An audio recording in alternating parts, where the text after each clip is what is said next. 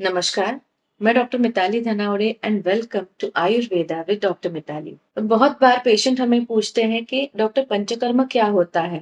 हमने पंचकर्म के बारे में सुना है, कुछ अच्छी चीजें सुनी है, लेकिन एग्जैक्टली पंचकर्म में क्या होता है, ये हमें पता करवाना है। तो चलिए जानते हैं आज कि व्हाट इज एग्जैक्टली पंचकर्म, क्यों करते हैं, किसने करना चाहिए और क्या प्रकार होते हैं इनमें। तो पहले जानते हैं कि व्हाट इज पंचकर्म। पंचकर्म क्या होता है? तो अगर वर्ड से देखा जाए तो पंचकर्म मतलब 5 कर्म या क्रियाएं जो होती है, जो प्रोसेसेस की जाती है शरीर शुद्धि के लिए, उसे कहा जाता है पंचकर्म। क्यों करवाते हैं ये पंचकर्म? तो आयुर्वेदा के जैसे 2 प्रयोजन हैं, स्वस्थस्य स्वास्थ्य रक्षणम और आतुरस्य विकार प्रशमनम। मतलब पहला, स्वस्थ व्यक्ति का स्वास्थ्य अच्छा रखने के लिए, और दूसरा, विकारों का प्रशमन मतलब व्याधि का हरण करने के लिए। ये दोनों चीजों के लिए जैसे आयुर्वेद हेल्पफुल है, वैसे ही पंचकर्म भी इन दोनों चीजों के लिए हेल्पफुल है। स्वस्थ व्यक्ति का स्वास्थ्य अच्छा रखने के लिए, और दूसरी चीज व्याधि का प्रशमन मतलब व्याधि का हरण करने के लिए पंचकर्म यूजफुल रहता है। तो क्या होता है इस पंचकर्म में, कौन से 5 कर्म रहते हैं? तो जो 5 मुख्य कर्म या प्रधान कर्म हम जिसे कहेंगे, वो है वमन, विरेचन, बस्ती, रक्तमोक्षण और नस्य। ये जो 5 मुख्य कर्म है। तो पहला है वमन। क्या होता है वमन में?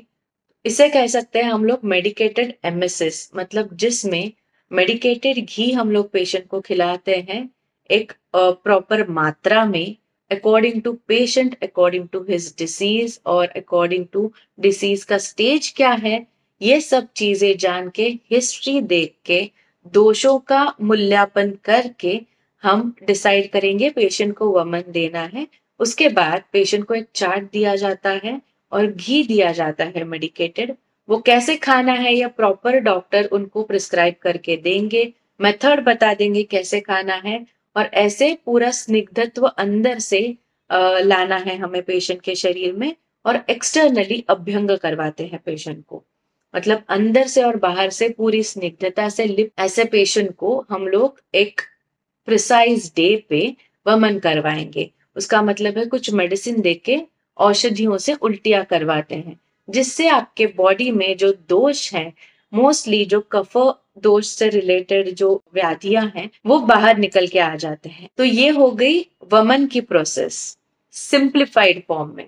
अभी देखते हैं विरेचन क्या होता है। विरेचन मोस्टली पित्त दोषों से रिलेटेड व्याधियों का हरण करने के लिए हम लोग करवाते हैं इस प्रकार की शरीर शुद्धि, जिसमें मोस्टली पित्त दोष से रिलेटेड व्याधि हम लोग कवर करते हैं। बहुत बार विरेचन ये ऐसा पंचकर्म है जिससे त्रिदोषों का हरण अच्छे से हो पाता है। तो विरेचन बहुत सारी व्याधियों में हेल्पफुल है। इसमें क्या होता है, medicated ghee again according to patient, according to ritu, दोष और पेशेंट का बल, इन सब चीजों को डॉक्टर एग्जामिन करेंगे। उसके बाद आपको एक प्रिसाइज घी दिया जाएगा, मेडिकेटेड घी। कौन सी मात्रा में खाना है, कैसे खाना है, आपको डॉक्टर बता देंगे। कितने दिनों तक खाना है, कब गैप रखना है, ये सब बता के एक आपको डेट बता देंगे। उस डेट पे आपको मेडिसिन खिला के पर्गेशन दिया जाता है। इसका मतलब है मेडिसिन दे के आपको मोशंस करवाए जाते हैं। तो ये दिन भर में आपको एक सर्टेन क्वांटिटी में मोशंस होंगे। आपको उसका चार्ट मेंटेन करना है, डॉक्टर को भेजना है, उसके बाद आगे की प्रोसेसेस होंगी। तो ये रहा विरेचन, ये मेन कर्म। इसमें भी अंदर से जैसे हम लोग ने घी खाया, मतलब मुंह से घी खा के इंटरनल जो ओरल म्यूकोजा है, उससे एनल रीजन तक आपका घी का प्रॉपर लाइनिंग हो जाता है, स्निग्धत्व आ जाता है अंदर से। वैसे ही बाहर से भी स्निग्धत्व लाते हैं अभ्यंग देख के। इससे क्या होता है, जो कोई भी पित्त दोष से रिलेटेड टॉक्सिन्स है या आपके बॉडी में जो कोई व्याधि है, उसके जो टॉक्सिन्स है, आम दोष है, वो सब निकल के आपके पेट में आ जाएगा। और वो हम लोग विरेचन औषधि देके पेट में से, एनल रीजन से निकाल देते हैं, या गुद मार्ग से दोष सब बाहर निकाल देते हैं। तीसरा और बहुत ही महत्वपूर्ण कर्म है, वो है बस्ती कर्म। बस्ती का मतलब है एनीमा। आयुर्वेद में बस्ती चिकित्सा को बस्ती सार्ध चिकित्सा, मतलब आयुर्वेदा में ऐसे बताया जाता है कि कोई भी ऐसा व्याधि नहीं है जो बस्ती कर्म से ठीक ना हो।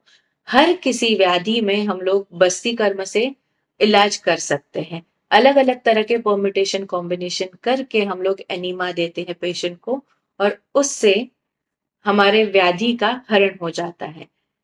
मोस्टली वात दोष के लिए हम लोग ये चिकित्सा यूज करते हैं। वात दोष का हरण पक्वाशय में जाके, पक्वाशय में जो दूषित वात दोष है उसमें बस्ती कर्म से हम लोग सब दूषित दोष बाहर निकाल देते हैं। तो ये बस्ती कर्म जो है, इसमें हम लोग अभ्यंग करवा के पूरे बॉडी को स्नेहन स्वेदन करवा के उसके बाद बस्ती मार्ग मतलब गुद मार्ग से हम लोग ये एनीमा देते हैं। एनीमा में अलग अलग तरह के मेडिसिन जाते हैं, जैसे कि आयुर्वेदिक ऑयल्स हैं, मेडिकेटेड ऑयल्स, मेडिकेटेड काढ़े या डिकॉक्शन आप लोग कह सकते हैं।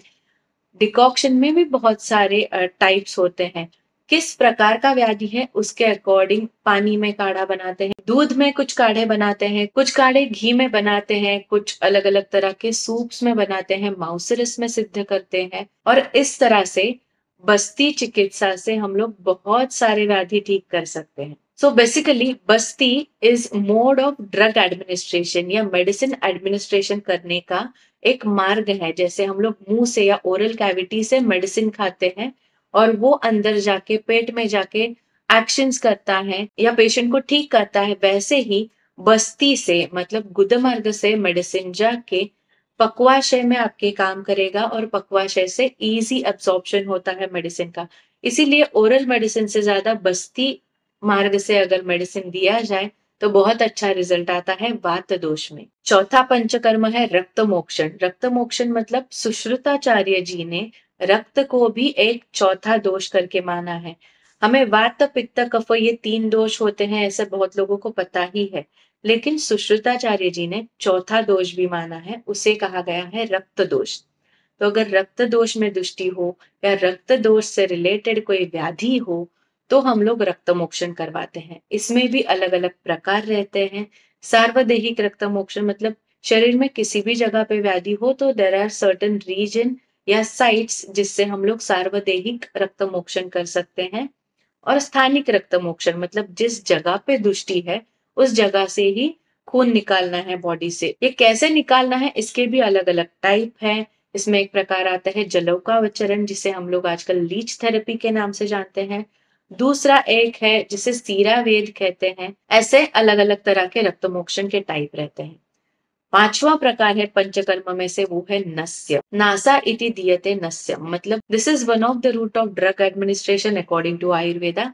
नेजल रूट से मेडिसिन देते हैं हम लोग।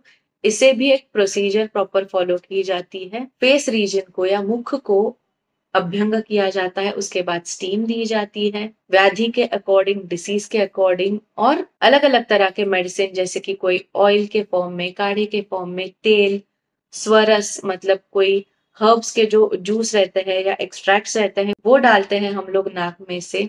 व्याधि के अकॉर्डिंग मेडिसिन यूज करना है, लेकिन नस्य ये एक मेडिसिन पहुंचाने का जरिया होता है बॉडी में। मोस्टली ऊर्ध्व जत्रुगत व्याधि मतलब क्लैविकल बोन जो हमारा है, या आप लोग कह सकते हैं कि शोल्डर के ऊपर के रीजन के जो भी व्याधि है, not only related with nose, लेकिन फेस के लिए अगर कुछ करना है, फेशियल पाल्सी हो, एक्ने रिलेटेड हो, या फेस में वांग या मेलाज्मा जिसे कहते हैं, इन चीजों के लिए, हेयर फॉल के लिए, प्रीमैच्योर ग्रेइंग ऑफ हेयर, या फिर मस्तिष्कगत व्याधि हो मतलब डिप्रेशन हो, एंजाइटी हो, या दिमाग से रिलेटेड कुछ व्याधि हो, ब्रेन से रिलेटेड कुछ व्याधि हो, फिर भी नस्य ये route of drug administration use करके बहुत सारी व्याधियों को हम लोग ट्रीट कर सकते हैं। नस्य के बारे में कहा जाता है कि नाक में से जो मेडिसिन हम लोग डालेंगे वो क्रिबरी फ्रॉम प्लेट से हो के आपके मस्तिष्कगत जो व्याधि है उनका हरण करता है। तो ये थी नस्य की इंफॉर्मेशन, जो था पांचवा और आखिरी प्रकार पंचकर्म में से। ये जो प्रधान कर्म है, ये मुख्य 5 कर्म है पंचकर्म में से। अभी अगर प्रधान कर्म या कोई भी कर्म करने जाओ, जैसे कि खाना बनाने जाओ, तो आप डायरेक्टली कोई खाने का डिश या रेसिपी नहीं बनाते, उसके पहले हमें करना पड़ता है प्रिपरेशन। तो प्रिपरेशन को कहा जाता है, पंचकर्म के लिए भी बॉडी का प्रिपरेशन करना पड़ता है। वमन अगर इसे मेन कर्म कंसिडर करे या विरेचन को मेन कर्म कंसिडर करे, प्रधान कर्म, तो उसके पहले का या प्रिपरेशन क्या होगा तो उसे कहेंगे पूर्व कर्म। तो ये पूर्व कर्म जो है जो मैंने आपको बताया था कि घी खाना है, पेशेंट को घी खिलाना है, एक्सटर्नली उसको अभ्यंग मतलब स्नेहन और स्वेदन देना है, ये चीजें आती हैं पूर्व कर्म में। और उसके बाद आता है प्रधान कर्म, मतलब जो मेन रेसिपी बनाओगे आप, तो वो रहेगा, या वमन विरेचन, ये जो चीजें हैं ये है प्रधान कर्म। और ये करने के बाद आप अगर खाना बनाने के बाद जो क्लीनिंग करते हो तो उसे कहेंगे पश्चात कर्म। वमन पूर्व कर्म हो गया, अभ्यंगम उसके बाद हो गया प्रधान कर्म जैसे कि वमन विरेचन, और उसके बाद आता है पश्चात कर्म। मतलब इसमें आता है संसर्जन क्रम। इसमें क्या होगा, अभी आपने अच्छे से स्निग्धता बॉडी को करवा लिया अंदर से बाहर से, उसके बाद वमन या विरेचन जैसे प्रधान कर्मों से दोषों का हरण हो गया शरीर में से, ठीक है। उसके बाद अभी क्या करना है, तो ये जो बॉडी का क्लेंजिंग हो गया है उसमें हमें धीरे धीरे से फूड इंट्रोड्यूस करना है। जब बच्चा माँ का दूध छोड़ने लगता है तो हम उसे डायरेक्टली बिरयानी या मसालेदार पुलाव नहीं खिलाते, हम लोग धीरे धीरे उसको फूड हैबिट्स डालते हैं। वैसे ही 3, 5 या 7 दिन का एक डाइट का कोर्स डॉक्टर आपको देंगे। आपका पंचकर्म कैसे हुआ है वो देख के, और उस चीज को आपको फॉलो करना है टिल 7 डेज, और उसके बाद you can shift to your normal diet. तो ये था पंचकर्मा के बारे में डिटेल इंफॉर्मेशन। इसके आगे भी there are so many types of panchakarma, जिसमें स्थानिक बस्ती या एनिमा दिए जाते हैं। मतलब जिस रीजन पे आपको प्रॉब्लम है, या जानू बस्ती मतलब घुटनों में दर्द है या घुटनों में कुछ तकलीफ है, तो घुटनों के रीजन पे एनिमा दिया जाता है, उसे जानू बस्ती कहते हैं।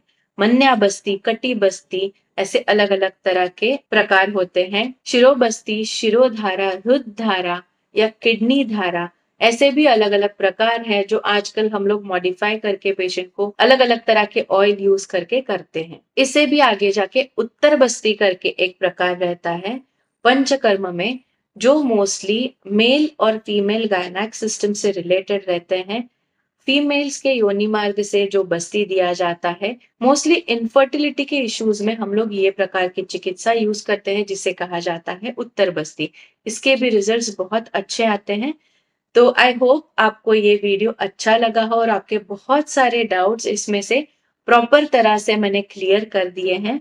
तो ये वीडियो अच्छा लगे तो जरूर शेयर कीजिएगा, क्योंकि प्रॉपर इंफॉर्मेशन आयुर्वेदा के बारे में जाना बहुत सारे लोगों तक ये आजकल की डेट में बहुत ज्यादा इंपॉर्टेंट है। तो आपकी हेल्थ अच्छी रखने के लिए, या अगर कोई व्याधि है तो उसे ठीक करने के लिए पंचकर्म की मदद जरूर ले सकते हो आप। जैसे कि गाड़ी की सर्विसिंग करवाते हैं, आपके बॉडी की सर्विसिंग करना भी ज्यादा इंपॉर्टेंट है, बिकॉज हेल्थ इज वेल्थ। यही हेल्थ आपको आगे के लाइफ में फायदा देने वाली है। तो जरूर आपके वैद्य की सलाह से आपके नजदीकी डॉक्टर के पास जाके पंचकर्म के बारे में और ज्यादा इंफॉर्मेशन, आपके बॉडी को कौन सा सूटेबल है वो जान के पंचकर्म करवा के लीजिए। और आपका एक्सपीरियंस कैसा रहा ये हमसे जरूर शेयर कीजिए कमेंट्स में। फिर मिलेंगे अगले हफ्ते न्यू टॉपिक के साथ, न्यू वीडियो के साथ। तब तक adapt Ayurveda, stay healthy, stay fit, stay beautiful. Thank you.